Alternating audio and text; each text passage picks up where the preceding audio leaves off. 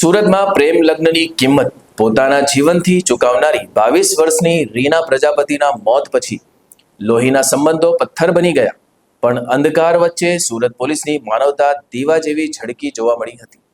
રીનાએ ભાવનગરથી પોતાની 1.5 વર્ષની દીકરી સાથે સુરતના ઉમિયા ધામ અતિથિ ગૃહમાં મંગળવારે ઝેર પી લીધું।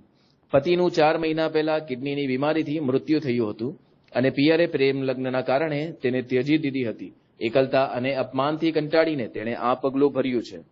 મોત પછી પિતા મગનભાઈએ કહ્યું કે મારે એની સાથે કોઈ સંબંધ નથી, હું સુરત નહીં આવું। સાસરી પક્ષે પણ ના પાડી। રીનાની લાશ મીમેર હોસ્પિટલના કોલ્ડ રૂમમાં બિનવારસી તરીકે 3 દિવસ સુધી પડી રહી, પણ અશ્વની કુમાર પોલીસ સ્ટેશનના અધિકારીઓએ હાર ન માની। તેઓએ 4 દિવસ સુધી રીનાના જેઠ બટુકભાઈ બારૈયાને સમજાવ્યા, કાનૂની અને માનવતાની દલીલો કરી। આખરે જેઠ પીગળ્યા।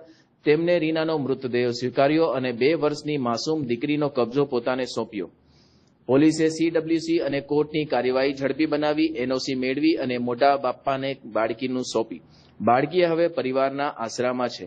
સુરત પોલીસની આ ભગીરથ કામગીરીએ માનવતાનો અનોખો દાખલો બેસાડ્યો છે કે રીનાને આખરે સ્વજનોનો ખભો મળ્યો અને સન્માનજનક વિદાય મળી।